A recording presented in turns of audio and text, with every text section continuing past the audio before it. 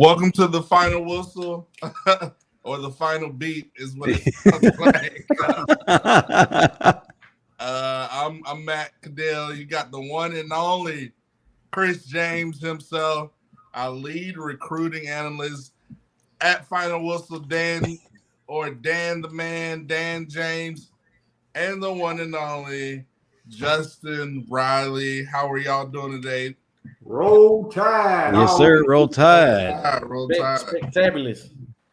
Man, it looks like Chris James is about to go direct traffic with that orange on. No, this red. This is actually red, man.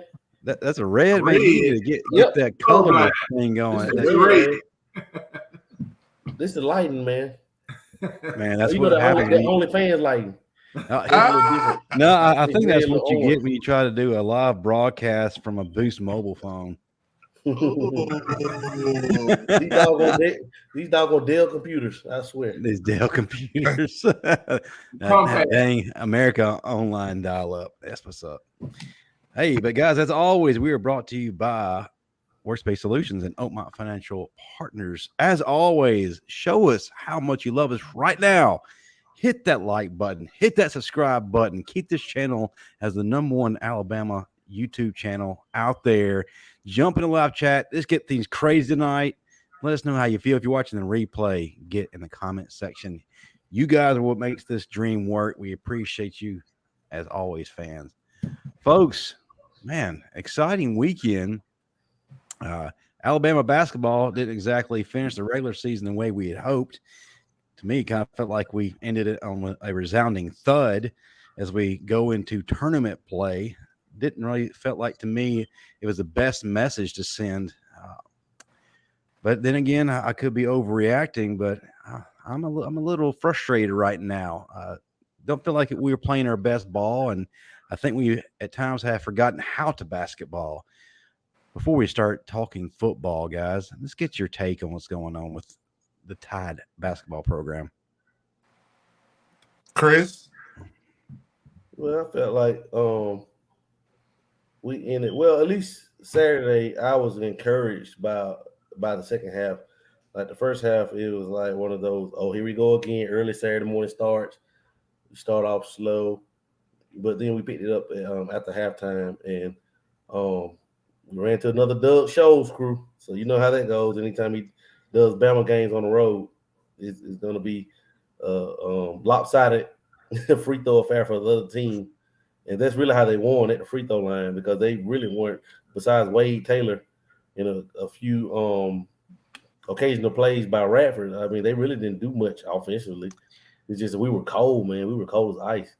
We kind of that's a game we gave away. But the only thing that hurt us with was the #1 overall seed. But does that really matter? The #1 overall seed, as long as you're on the one line and playing in Birmingham, I don't think it really matters unless they put it kind of has to do with, it's not like we're the last #1 seed, you know, with where they'll put the highest #2 seed with you. So we're basically the second #1 seed. So we'll be getting somebody on the 2 line. Hopefully that's not Purdue or Arizona.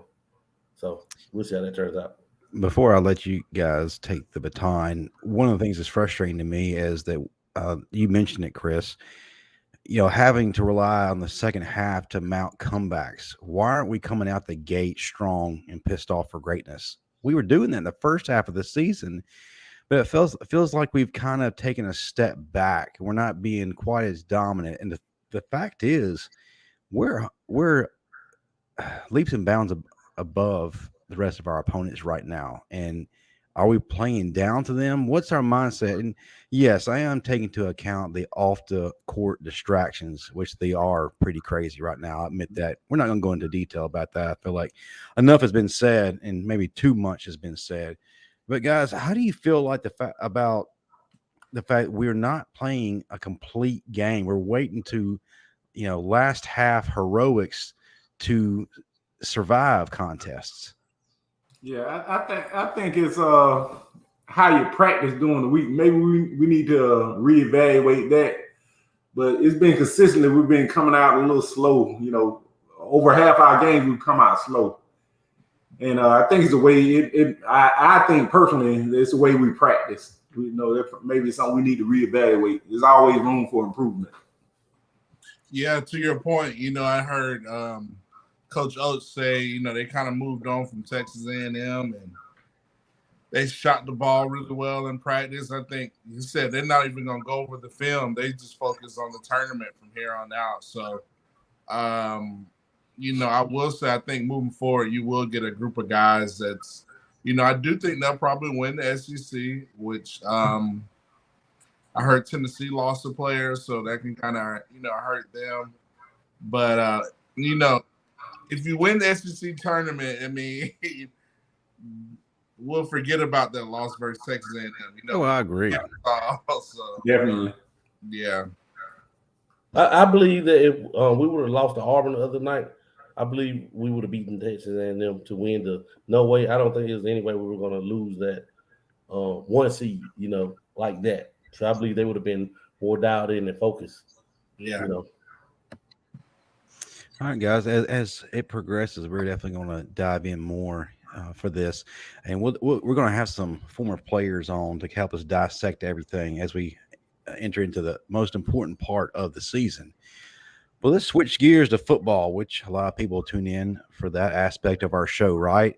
This is Bama football, the greatest there is. And this past weekend, we had a chance to showcase just how great our program is and how great of a coach Nick Saban is in terms of developing players. And those who were at the NFL Combine did their thing. But before we have a chance to kind of share our grades for those players, Matt, if you would, what I'd like for you to do is give the fans right now, those watching, the inside of things, the point of view from a player who's been involved in the NFL Combine or the Alabama Pro Days, the stuff that we don't see. Give us your perspective. Tell us kind of what's involved and how much pressure we're looking at. Well, you're dealing with a lot, a lot of times first time these guys, they got to make business decisions, whether it's agents or, all that stuff. And, you're basically preparing for, the 40, your skills show, whether it's the Combine or the Pro Day. So you probably do that right after football season. But, I want to talk about how, like, some players, you tell in the Combine Pro Day, they made good decisions. Like, some guys, I feel like they wasted time being at the Combine. But, a lot of working out, you're probably training somewhere for about 2 or 3 months, working on your technique and interviews, being able to interview with certain teams. And, Bryce went through a whole rigorous, I heard he interviewed like no other, showing his IQ, his awareness. I heard he was very impressive. Heard this from a lot of GMs, Panthers, etc. So, Indianapolis, I just think it was, you look at guys like Will Anderson, they were prepared. Jahmyr Gibbs, they put on the show. Brian Branch, they went out there and executed. And I think they showed why they were going to be successful. I don't know if Jordan Battle went out there, and I think he's going to do a lot of stuff. Yeah. At the, he was fantastic. Yeah, at the Pro Day. But I think Byron Young, Emil Ekiyor, once he moved to safety, the center, I think he's going to have a lot of value. But Helms, but yeah, those top 4 guys, they were prepared. They put on the show. I feel like Will Anderson separated himself, really solidified him as that first defensive end off the board. So that's just enough for me. Chris, you got it. Your nuggets. Man, I want to ask you a question real quick. Yeah. How important is that interview portion of things when it comes to the draft or the pro day? What are GMs looking for, and what really sticks out to them? And is the mental aspect really what's being tested here? Well, it depends. I think a lot of guys, like, for instance, we'll keep it Alabama. This is what we do at the Bama Standard. Bryce Young had said, he had a great interview with the Texans, So I think it varies for certain teams. If teams don't know about a guy, but they want to pick let's say they want to pick Bryce Young's brain, the Texans, they probably a little bit more laid back and just really understanding about him. But you look at somebody who's maybe, shooting up the draft boards, maybe they don't know a lot about, they want to really ask tough questions, see what type of player he is, see what type of mental toughness, see what type of competitor they are, what drives them, and on top of the football stuff. So I just think it's just a great opportunity to make great first impressions. But I think that, to your point, the Alabama guys, the top guys, they know how to go through this process. They're very vetted, very knowledgeable, very professional, and just Alabama puts the best product out there for NFL teams, in my opinion. So I think that's what some of the players are going through in the interview process, just with GMs and agents and all that good stuff. So awesome. Yeah, our guys absolutely killed it in interviews. There's no question. Like you said, Bryce Young did his thing. I mean, a great professional. I mean, he came in with the mind of a grown man, so he knows what it's like to how about that weight level. Yeah, 204, whatever he was. 204 was huge. That's solid number. Yeah, I would never thought. I think he downed some creatine before entering the weigh-in ceremonies. But I told Chris he had two bricks in his back pocket. That's it. Hey, Matt, he had those ankle weights on. He had them ankle weights, and he stuffed them with all them bad play calls. Bill O'Brien. Oh gosh! Well, then that's probably about threw away and put them in his pocket. That's probably about what 30-40 pounds added to his overall body weight. Oh my gosh! But yeah, I look. I'm sorry. Chris? No, go ahead, Justin. No, I was going to mention Jahmyr Gibbs. If anyone had an outstanding a combine, it was definitely him. I mean, look, first of all, the most glaring thing, we've already talked about it. His speed, it's unmatched, man. The unofficial time says first go around 4.40, second go around 4.36, but came to fruition that the timing was actually off at the combine. Later that night, Jahmyr went to his Instagram story and actually posted the accurate time of a 4.23. That's flying, gentlemen.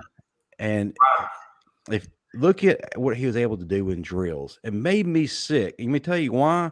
He was underutilized by Bill O'Brien. Right. Imagine the ways we could have used him instead of just say, hey, here's the ball, go do whatever. You're fast, you're quick, electrify.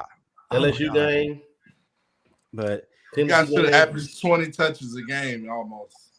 Yeah. Man, that kid, man, I stopped it as he was crossing the line. It actually said like 4.1 something as he was crossing the line, like his torso was crossing the line, and it was like a 4.16 or something.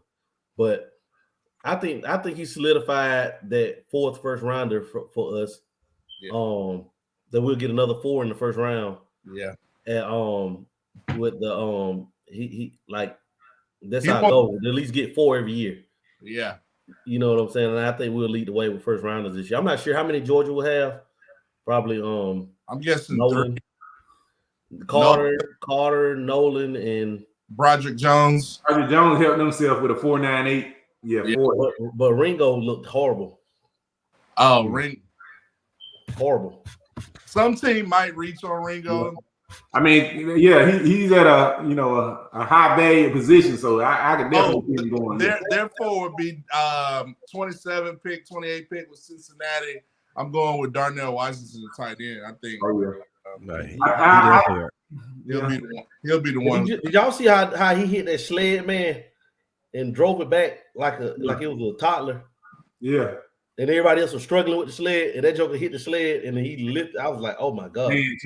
He's gonna grow into a tackle. Jason Peters. No, Jason Peters. No, he has great value as a blocking tight end.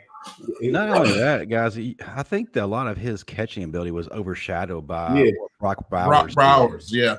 He's a phenomenal athlete. I think that we almost if he have goes to a team where he's the featured tight end, you're going to see a lot more than what most people would expect of him. But we're not going to came to Bama. Should have came to Bama. And he's 6'7". Then we have him at one point. We almost had him. He came to Bama. Ringo. There's no doubt there that he struggled a bit. I mean, he's great as far as straight line speed, but I mean, you don't run track on the field, right? But if you want to go back to Alabama, look at how Brian Branch solidified himself as the number 1 pick. Just absolutely amazing what he was able to do on the field drills. W drill was able to demonstrate just how great his hands are. He worked out at the corner. Great vision, able to break on the ball with ease, man. Just able to make adjustments at the drop of a dime. Love what we saw from him. Jordan Battle was able to showcase himself very well. Ran a 4.55. That's good for a safety his size. Absolutely. I listened to him talk in the interviews, and some of the destinations that he listed as places he'd like to land. One, Pittsburgh.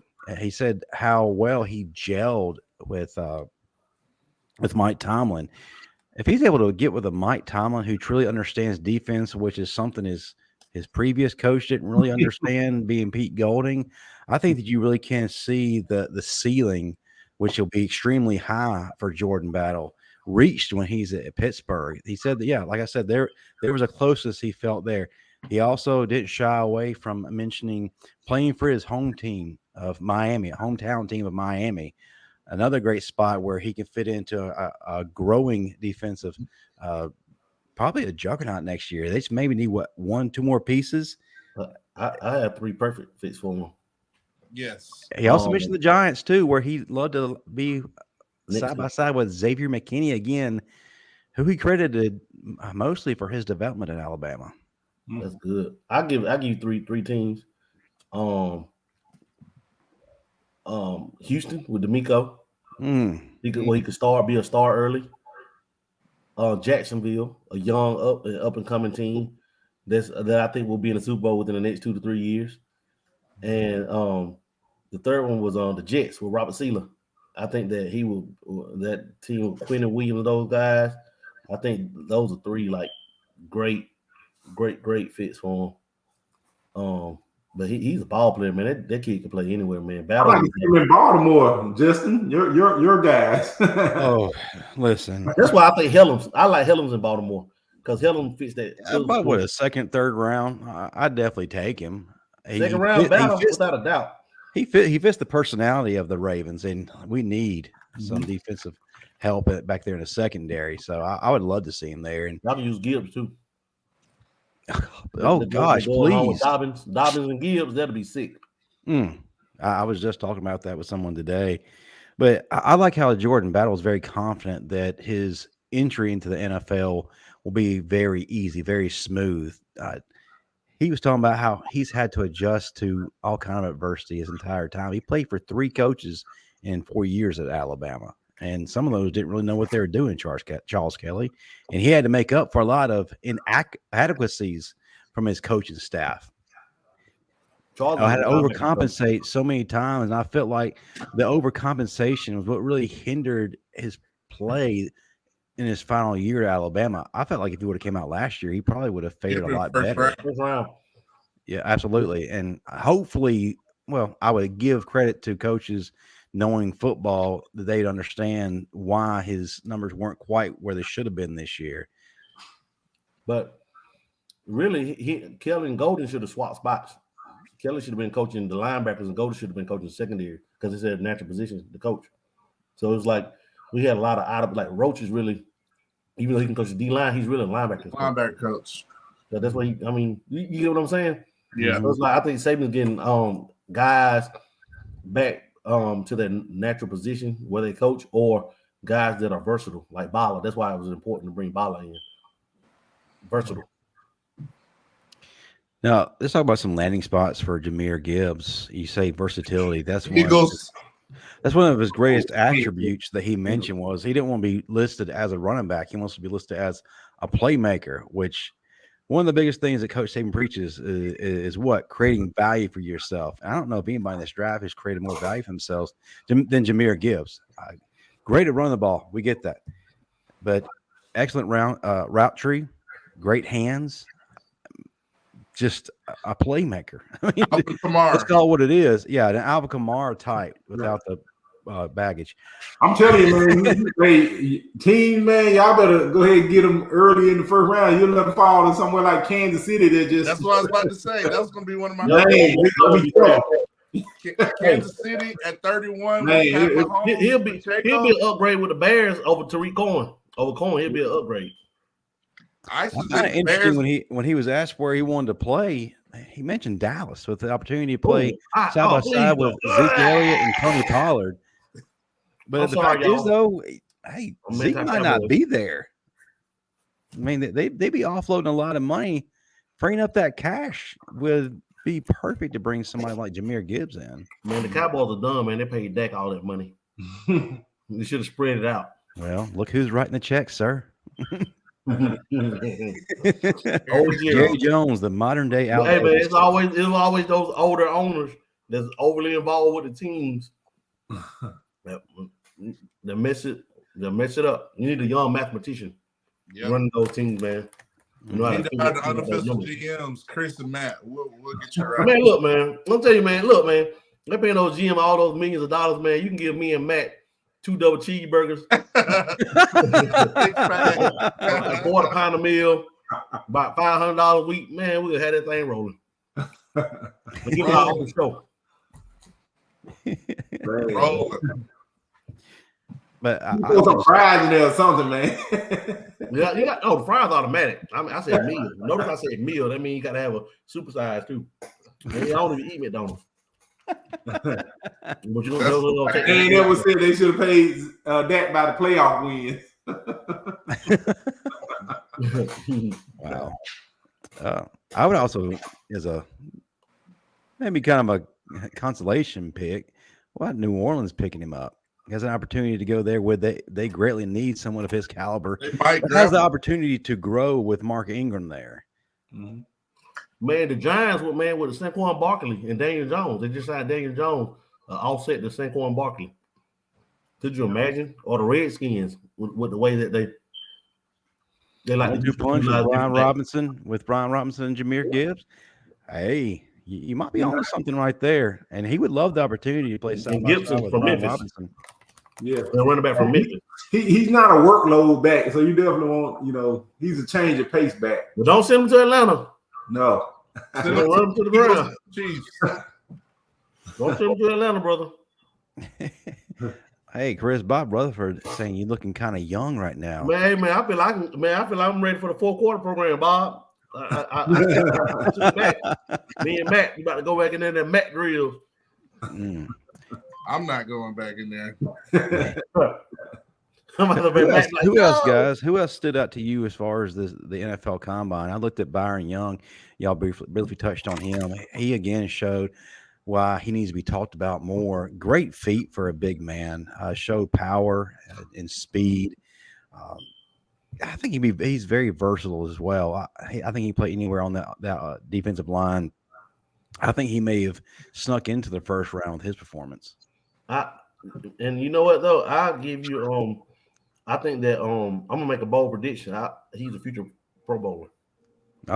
That's not bold. I think you're dead on. Actually, you put him in the right system. 30 points. He was one of our best players on the defensive line.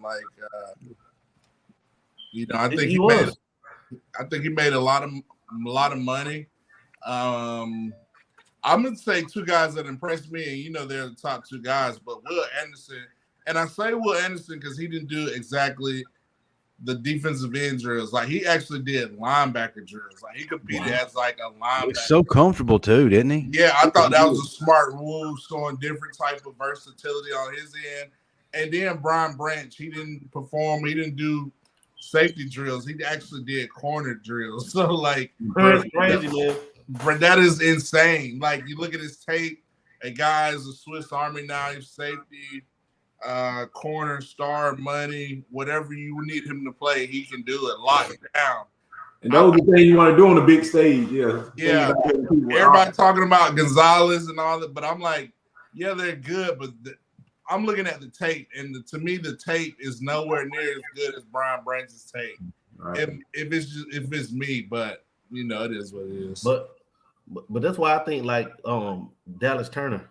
Is gonna come by next year, man. He's gonna he's gonna put crazy numbers. Oh my God, man! Dallas Turner's gonna blow it out the water next year. Kool-Aid too. Kool-Aid question. Mm-hmm. And I was able to catch a little bit of Henry To'oTo'o as far as it was.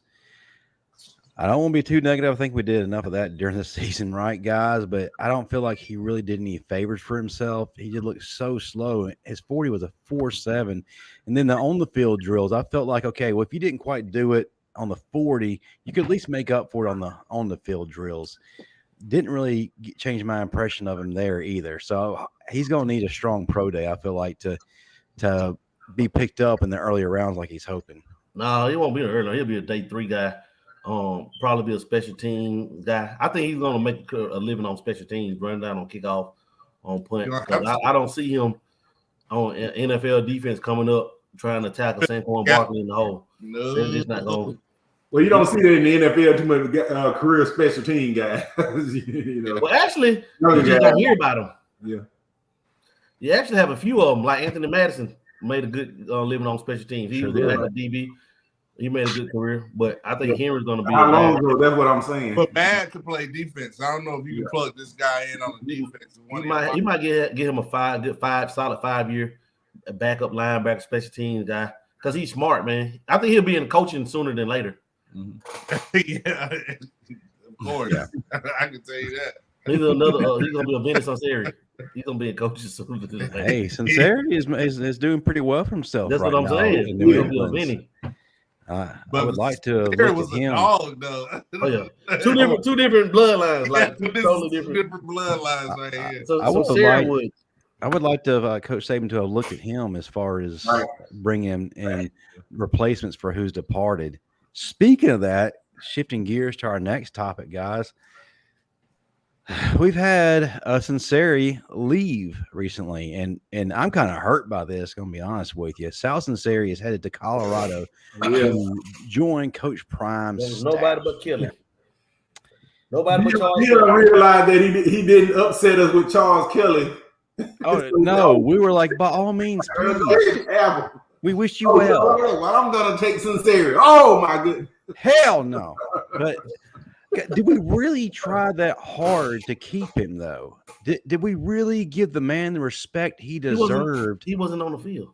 That's my point exactly. If you're Sal Sunseri, what's going through your mind when you're seeing all these on-the-field hires and you're just being cast aside like an afterthought?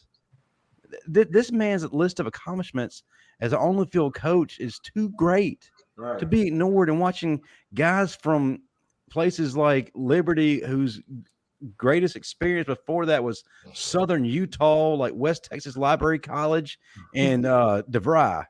I'm talking about Robert Bala. I think go, Chris. No, you go ahead. I just think Saban was just trying. I think he's just trying to solidify his staff and get a little bit younger. Like I love Sal. Like he's great, but he's more of an older guy. Like you don't know if he's going to retire or whatever. And I know he was off the field, but to me, I wasn't as upset by it because it's just typically Deion thinks he's he's getting Saban by hiring these Saban's assistants that we don't want. Like, I mean, who wants to say it? But that's what other college football coaches do. You look at Billy Napier, they're like, oh, he's on Saban's staff, let me hire him. So, it sounds good, but Colorado's a different animal. Coach Prime's not Coach Saban. Like, I mean, it's a different animal. So it could be a bad career move. Yeah. Yeah. I mean, for me, I would have maybe. I think get a lot of older assistants, man. He's getting Charles. I think Deion is really too fixated on just getting the the prime time athletes, the 4-star, 5-star, the big splashes. Yeah. I don't know. The jury's still out for me as far as can he develop players, or is he just thinking that, hey, if I can get this collection of nice 5-star trophies, that will translate to wins on the field. But getting a guy like Sal Sunseri that helps because he's a great developer of talent. And if you look, when he came off the field, there was a noticeable drop as far as linebacker play. Yeah. Well, not until you got to Will Anderson. Well, even Will Anderson kind of took a dip a little bit as far as Will Anderson standards, did he not? True. Two things on that. First, I think because of recruiting purposes, I think that Saban wanted to get younger as far as recruiting. Like, you know what I'm saying, over the road. I don't think Sal was still built to be over the road as some of those younger guys. You get what I'm saying? I think that's why he brought him off the field.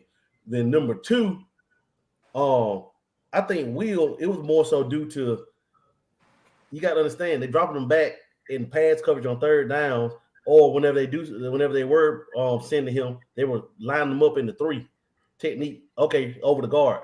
Let rush from the. How many times have Will really actually rushed from the edge like he did the year before? Come on, like I guarantee Golden cost him about another 10 sacks by some of his play calls, drop them in coverage, Definitely line them up inside. Like your rabbit packages suck. It stunk. Suck. It killed us against Tennessee. It stunk. I don't want to see that again at the University of Alabama. Against Auburn, running down our throat because we were 250 pounds inside. We didn't have 2 true D tackles. Like how it's about now is going to be Otis and Tim Smith, and James Smith and Burrows. Now we're going to have those 2 real dogs down in there, as opposed to a 250-pound defensive end that you slid down inside, and you got a 240-pound edge and another 250-pound. You know, and call it a rabbit tax, but still can't get to the quarterback. I got a question, and I'm gonna pose it to y'all.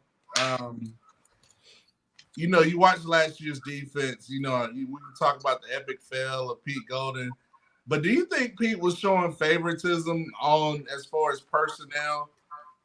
You look at a Henry To'oto'o, a Dale, without a doubt. I mean, I don't think the production was there for them to be in starting roles. So I pose the question to you: do you think it was a lot of favoritism under Pete's regime? It may not have been. That's a question. Development as well. To'oto'o never got any better. Dale never got any better. Yeah. You know, Byron Young, he kind of hit a ceiling too. You know. So some of the things I look at, you know, it's like our upperclassmen, they regress. You know, Babel, you know, the guy like that regressed. Malachi Moore, they regressed. You know. Yeah. We got back to them days. Y'all remember them days when we had the Ed Stinsons and the Pagans? They were good, but they never just got great to the next level. Yeah. And that's what it seemed like this last group was. Other than now, I think their boy is due for a big season because he absolutely is, and he was headed that direction last year until he got hurt. Like people don't understand how big of a loss it was. It was huge. It was like we weren't the same against the run. He set the tone for that defensive line, and he really was helping Jaheim Otis develop at a speed that was comfortable for him. Eventually, Jaheim caught on, and he's playing like a grown man already. And listen, next year, guys, it's going to be on, especially with Kevin Steele calling the shots. Right schemes. Thank you. Exactly. He knows what to do with defensive linemen. Yeah. It's gonna be ugly, man. You saw what he did with what's the guy's name there? Your boy Derrick Brown, and who's the other guy? Who's the other guy next to Derrick Brown? I forgot his name. What's his boy name? It was 2 of them. Davison. Marlon Davidson. Davidson. And Derrick Brown, what he did with them. Now you got to understand he has a Otis, a Tim Smith, James Smith, a Jaleel Burrows, a Boydby, Goodwine, Marcel Goodwine. Sound like Chris Braswell might be going down. And Quinn Barnes. What's the other guy's name? Marion Latham. Who else brought in? Did you see how much weight your boy put on? He's up to 275 now. Was it Renaud or was it the other guy? No, it was Renaud at 265. The one from Birmingham. What's his name? Smith. The kid that signed this year in this class for Birmingham. Smith from Montgomery, from Birmingham. The D lineman, Hunter Osborne. Oh, Hunter. He's my dark horse. I think that Hunter Osborne's going to make a lot more noise than people are giving him credit for. Yeah. And people should have been talking more about him in this recruiting class. Y'all right. They said he was better than the one that went to Texas the year before. Yeah. I think that he was able to just win at the point of attack just because he was so physically dominant. And there's a great physical disadvantage. But once he figures out how to use his hands, it's over. He's 275 right now. Yeah, he's gonna play. Also, Damon Payne as Damon Payne. God, my 5-star. Man, we're loaded, man. Yep, we are. But as far as, and we're kind of trailing into our next topic, but guys, I guess to soften the blow of Sal Sunseri leaving, Charlie Strong comes in. You can't ask for better as far as an analyst goes. Yeah. I'll take that all day. You got Strong back, baby. Yeah. But you got Strong coupled with Kevin Steele. And listen, Jeremy Pruitt will be here. It just kind of depends on how the whole NCAA thing fleshes out. And and from what I understand and what I'm hearing from my sources is that the NCAA doesn't really have a lot to pin on Jeremy Pruitt. They're having a hard time getting concrete facts to nail him. So at minimum, he's going to have probably the least terrible of penalties. So he'll be on the field. And I'm thinking at latest August 1st, but it could be before then. And from what I'm understanding is Tennessee may get to the point to where they're going to say, you know what? Forget it. They're going to try to save face, and they're going to look to settle in this whole thing, and Pruitt will be back on the field sooner rather than later. Cut them in a check. I mean, listen, does it not make sense that there's not a safeties coach right now? It's all that Saban. It's all part of the chess game. Yeah. But the thing about safety and T-Rob, you got to understand, man, when T-Rob was at Auburn, he started out at corner, and then he became an all-ACC safety. Saban's going to coach the corners. T-Rob's going to coach the safety. That's until Pruitt or whoever comes, Jeremy comes, and like I said, you also have Bala. Now you got Charlie Strong back. He can coach the linebackers with Steele, and you can Bala can coach the safety. See, I'd feel more comfortable with that. Yeah, and move Bala to the safeties where he's comfortable. He can do both, but get somebody like a Charlie Strong who's a veteran, who's a GOAT, who understands what bringing that dog looks like. And listen, these linebackers that he'll have, my goodness, perfect marriage. They fit into the mentality or the persona of a Charlie Strong defense. That's why Pete Golden had to go. Lane, I got a gift for you, Lane. You know somebody send you a gift, but it's like a used gift. It's kind of it's not brand new. The fruitcake, the Christmas cake. He's that dirty Santa gift that keeps being recycled year after year. The CD player that nobody wants. Somebody give you that old flat, not the flat back, but the big back TV. Yeah, I got a flat screen TV for you. It's 65 inch, but it got a big back to it. Oh man, y'all too funny. Man. Hey, where else can you get this kind of entertainment? You're not gonna find this on ESPN. It's like that flat screen TV with the big back. Hey, might not have you in the top 5, but you'll be in the top 25. You know. Hey, folks, are you watching right now? You have to see it. You can't watch it from the side. You only appreciate it on Saturdays, but you won't appreciate when company comes over. What is this? You can't mount it. You can't mount it. But you can sit it on the floor. Oh, this is awesome. But listen, let's transition now to a more exciting debate. Guys, we got to start looking to who are going to be the breakout stars of next year. You know, Bryce Young, Will Anderson, all that, they're gone. So who's going to fill the gap? Who's going to make that transition into this. What was that? Who's going to make that transition virtually painless? Let's see why. No, baby. I'm gonna give you one. You know, Malik Benson. That's it. Lamar Cooper, Malik Benson. He's gonna be. Go, Dan. Who's your breakout player? See how Chris just interrupted his brother there. I had to put it out there. That's your problem. That's why your OnlyFans is crashing, because you're putting too much out there. Jamarian Miller. Ooh. I'm gonna stick with mine. T.Y. baby, T.Y. Hey, I tried to ask Bobby Humphrey last week if he felt like Jamarian Miller was going to be the next coming of him, and he said that boy can't run like me. That's my boy. That's Bobby. It's Bobby time. Hey, but yeah, audience, if you hadn't seen that episode, it's available on this channel. Go back and watch that. Excellent episode. A lot of great bits of information from Bobby Humphrey, who's arguably one of the best, probably top 5 running backs in Alabama history. Speaking of that, I know we're kind of getting off course here. You see where Sean Alexander listed his top 5 running backs today? Yeah. What do you think about that list? Top 4, yeah. Who did he have? He had Bobby Humphrey, Trent Richardson, Mark Ingram, and Derrick Henry. In order, he had Derrick Henry, Trent Richardson, Mark Ingram, and Bobby Humphrey. I can see that. But no, Sean Alexander top 4. Man, look, he's a humble. In the world could you leave Najee Harris off that list? I'll take Najee over Mark and Trent. Yeah. As far as his versatility, absolutely.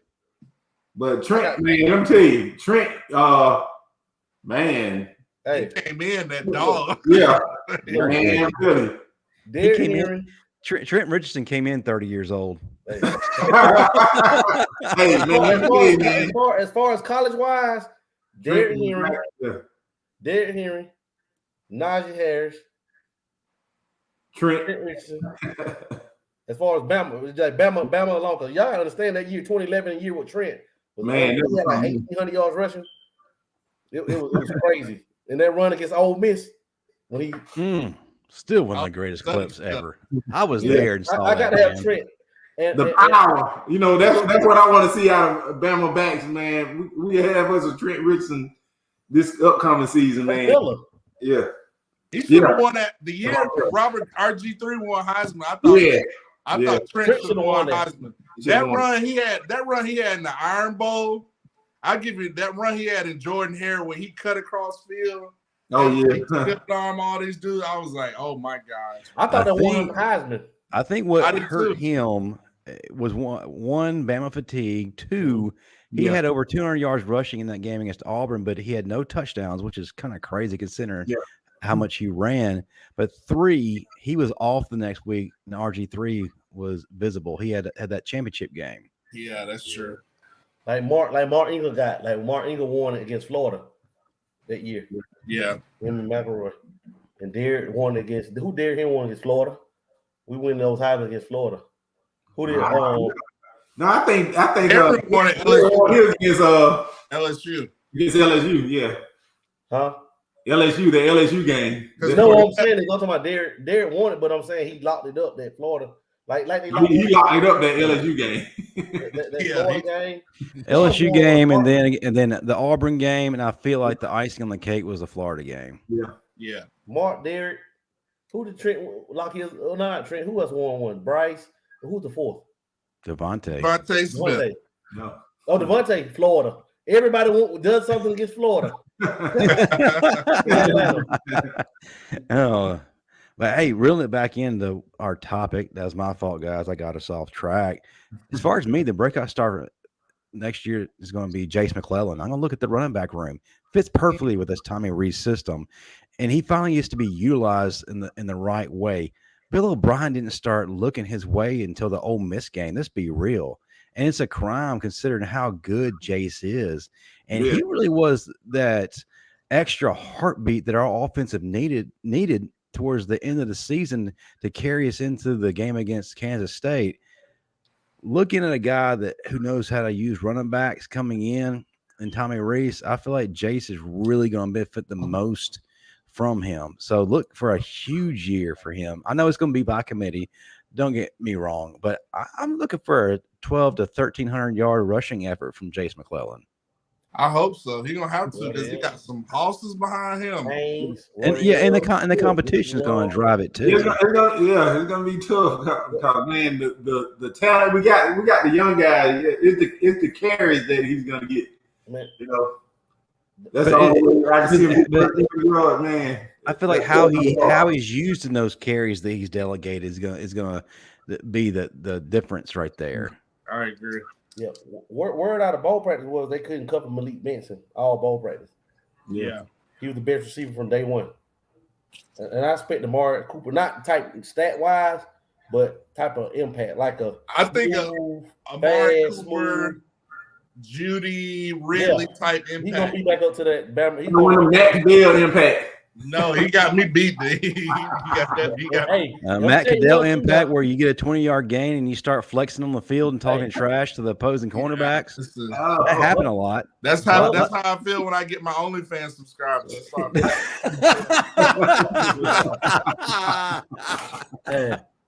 But Bun and Prentice in the slot, man. Oh my God! Burton on the outside and Brooks. Bun and Prentice in the slot. Brooks, Burton, Benson. Oh, they you know about Jalen Hill. Yeah. And Harrington, the receiver out of Florida's coming in, the fast one. He's at 200 pounds. Shaz Princeton is over 200 pounds. Kendrick Law.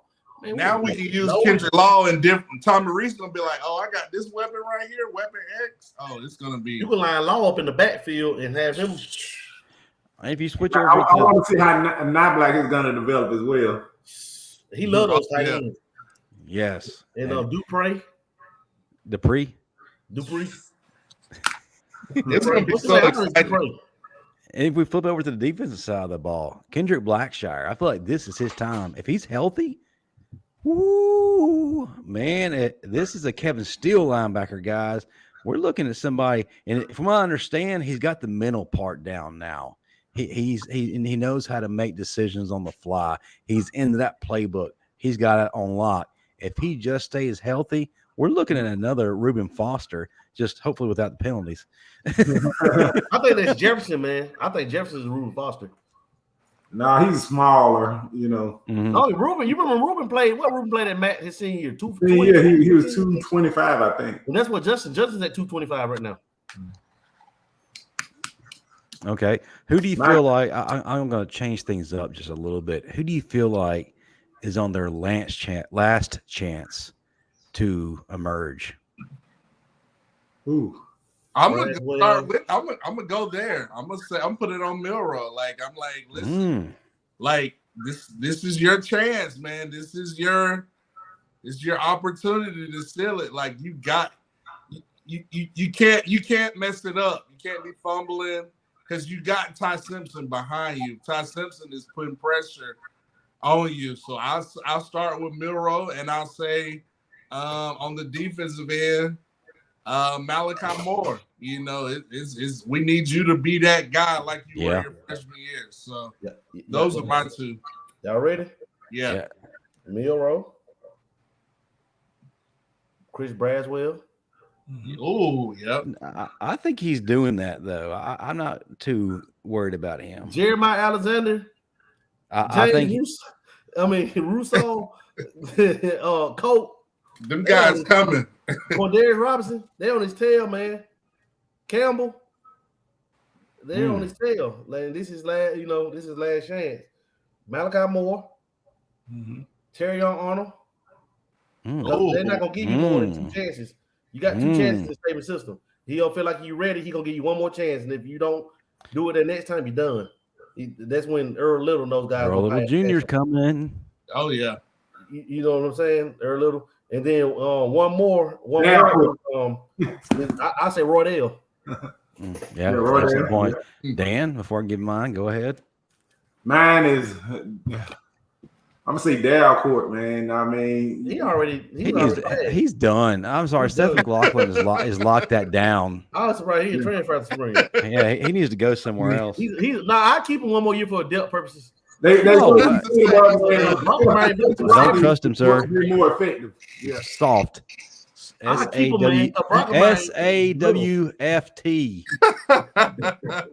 Just to say he's done. That's his I mean, McLaughlin is about as blue collar, as tough and rigid as you possibly get. He's the kind of guy that reminds me of what offensive linemen at Bama are supposed to be. Right. The Ryan Kellys. Eric Wolford has his guy. Yeah. You better, hey, them guards too, man. They're on the clock too, like Jaden Roberts, those guys, because Cohen knew it. Miles McVay, Olean, whatever his name is. Did y'all see Formby? Formby's up to 325 now. Yeah. 6'7", 325. top 75 recruit. Yeah, that's who y'all sleeping on tackles, man. That's who the sleeper is. I'm not sleeping on anybody. I talked to Miles McVay. As a freshman, if he took one of those tackle spots and grabbed by the bullhorn, I would not be surprised one bit if Will Formby started at tackle this year. I would not be surprised. Chris said. Hey, Van Edwards said. Brockenmeyer. Oh yeah, Brockmeyer been on the clock, man. He ain't but 285. Like Brockmeyer still on the tight end, fullback or something. Oh my gosh, this is the funniest segment ever. He's not on the wall yet, let alone the clock. Hey, Brockmeyer need to do a Bryce Young treatment. Oh man, he's probably sitting over there. Say, hey, coach, do I got another COVID year or something? I mean, it might be a minute still. Man, y'all got me crying over But a lot of them left after the regular season before the bowl game. Remember, Saban said he got rid of a lot of the dead weight, a lot of the. Hey, and listen, that exodus is not done. When they really get to fill Kevin Steele, you're going to see a lot more people go. Right. And I'd be concerned if they don't. Yeah. As far as me, from what I'm hearing, they're buying in from that 4-quarter program. They're real hungry. Oh man, you know what we didn't name? Your linebacker. I got 2 people. Your boy from Georgia, Tresman Marshall. Tresman Marshall? Yeah. Oh yeah, that's true. He just got to stay healthy. For me, on the offensive side of the ball, hey, Jermaine Burton, you got to do it right now. Yeah. We're not going to wait to game 6 or game 7 to have you break out, because these young receivers, they're hungry. They're coming. And know what's scary about it? He had to do it without Bryce Young. Yeah. This is where you're going to show your mettle, sir. And then, I got to agree, unanimous, Malachi Moore. If Malachi Moore is healthy, Jim Thorpe Award winner. That's all I got to say. If Malachi is healthy, shoot, they're going to be hard. If Malachi gets back to that 2020 version of himself, he's staying healthy, he's going to have that special of a season. But where's he going to play? That's the question. Because do you leave him at star, or is that Earl Little Jr.? Do you move him to safety, or he had the weight, which makes me think he's going to be a safety? Huh? With the added weight, I think he's going to be. I think he's going to stay as that 6 DB. Mm-hmm. Okay. Well, we have a lot of time to debate that, but guys, we've already ran out of time. Let's transition into our closing segment, and we're going to go around the room, telling the folks what we got going next. I'll start with OnlyFans Dan.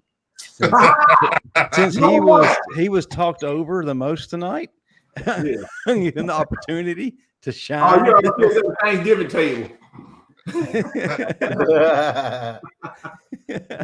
Well, y'all know you can catch me here every week, every Tuesday night, 8 p.m. Eastern, 9 p.m. Central. Right here, on Twitter, you can follow me. There's the handle at Final Whistle Dan. You can catch me on Facebook. I think I got an Instagram. I haven't checked it out. You think? I think I do. But LinkedIn definitely Dan James 4th. Find me on LinkedIn. But here, next week, same bat time, same bat channel. Peace out. Chris James. Man, you can find me on Facebook, Chris K. James Sr. on Instagram at CKJ Senior 32, on Twitter at Coach Chris James, at on OnlyFans 32 and long.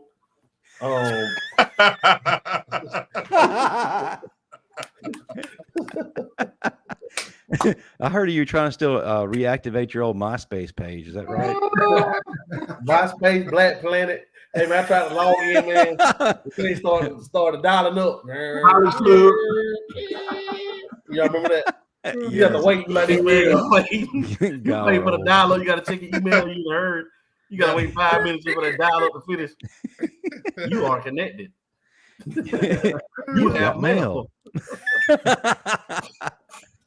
Nothing worth the dial with a rotary phone. Hey, you in high school? Hey, you in high school? It's on school night. You have mail. Get off that computer. Matt Caddell, what you got going on, man? You are one of the busiest men in podcasting. Talk to about your podcast on Mondays, OnlyFans on Saturday nights, 11 p.m. 11:59. 11:59. Promo code 11. You get a 10% discount. No, but serious. Football University. Unofficial GM Chris James, but at the end of the day, it's all about final whistle here with Justin Riley, Dan, Chris James, and myself. Listen, this is the place to be. We have so much fun. I think this is more of a unique, laid back, entertaining show where we cover a lot of things Alabama. So bring a friend next week and join us. We're going to start getting into some more recruiting. Can't wait to hear from Dan, what he's starting to hear out there in the recruiting world. So, yeah, final whistle. That's it. That's my 2 cents. Good look at him. How was it? How was it nap there, Chris? Excited about Dan recruiting wise? Yeah. Was it enough to keep him awake? Because we just lost him for about 5 minutes. He did it again. Chris, before I start talking about next week's show, is the guest confirmed? Yeah, Brandon. I talked to Brandon, and he kind of got my message late today. And Brandon Lewis, and we're gonna work. We're gonna try to get him on next week. What about Mr. Saunders? And Mr. Saunders, he's good. He was confused, man. He didn't realize he thought that he was gonna be on the other show, Bama Standard. Well, I thought so too, and then I tried to clear it up, but he never responded back for us to kind of hash things out. But guys, to kind of keep y'all out of the dark, we're talking about former edge rusher, Coach Saban's first edge rusher, Keith Saunders, number 94. Huge part in that Kevin Steele defense of 2007. Hey, he was a baller, guys. If he didn't, opposite Zeke Knight. Yep. Hey, that's another unsung hero too, man. Speaking of that, if you missed the Bama Standard tonight, we had former linebacker Darren Mustin on the show. Another one of Coach Saban's first of his defensive regime. Awesome show. You definitely need to go back and hear some of the inside stories, especially about Coach Saban showing his ass. And I do mean literally. There is a story behind it. Go back and watch that. Tomorrow night, right here, 7 p.m. Central, 8 p.m. Eastern, the developmental focus points with Bo Scarborough, Blake Sims, Christian Jones, and Trent Richardson. They're going to be talking about how social media has had a negative effect on athletes in many areas. So you definitely want to tune in to hear what they got to say about that. And Sunday night at 8 p.m. Central, 9 p.m. Eastern, the Bama Standard post-season show with me, Coach Smook. That's Senator Hines is his real name, and Stephen M. Smith. And then we'll be back, like the gentleman said, for the final whistle next Tuesday at 8 p.m. Central, 9 p.m. Eastern. Yes, Chris James. Are we going to get that combine with Stephen Smith for 8A? You know what? I think that we should do that. I think we should sign it. Get a that petition. would be the funniest. Hey. You know he talks. Hey, if we get him in the combine, man, I would pay to see that. We got to get Marvin. Let's get a petition going, guys. And let Marvin commentate it. Oh my God. I'm telling you, we will cry. We got to set up that combine for Stephen Smith. Oh man, that would be the funniest. Oh yes. Yeah, folks in the audience, to kind of clear things up, Chris is referring to an episode of the Bama Standard that's now available on this channel. When we had Shawn Williams as our guest, we talked about having a little pro day at A-Day featuring Stephen M. Smith and me too. Hey, I've been losing weight, so I'm getting ready for this thing. I'm taking it serious. I'm taking it serious. Hey, but go back, watch that excellent episode. Shawn Williams, arguably one of the best running backs in Alabama history. Definitely overlooked by a lot of the modern fans. You need to know what that guy did. And also the Bobby Humphrey episode available now. Got to check that out. If you missed Bo's show last week, it was a special one. I get it. The Auburn game was going on and it went into overtime, so you probably missed it. Go back and watch that because we gave the perspective of a football parent. And who I'm talking about, Blake Sims' mom was our guest. And she gave a lot of inside information that you usually don't hear. It's pretty good stuff. But listen, this is arguably the best football channel, Alabama football channel on the market right now. Keep it number one. For all of us at the final whistle, roll tide and good night. Good night, everybody.